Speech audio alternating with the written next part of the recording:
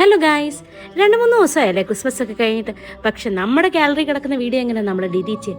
അപ്പോൾ ഇട്ടേക്കാന്ന് കരുതി. ഞങ്ങളിവിടെ രാത്രി 8 മണിക്കുള്ള കുർബാനയ്ക്കാണ് കേട്ടോ പോയത്. റഷ്യൻ കുർബാനയായിരുന്നു. ഞങ്ങൾ ഇച്ചിരി നേരത്തെ ആയതുകൊണ്ട് തന്നെ ഞങ്ങൾക്ക് ഇരിക്കാൻ പോലും സീറ്റ് കിട്ടില്ല, നിൽക്കേണ്ടി വന്നു.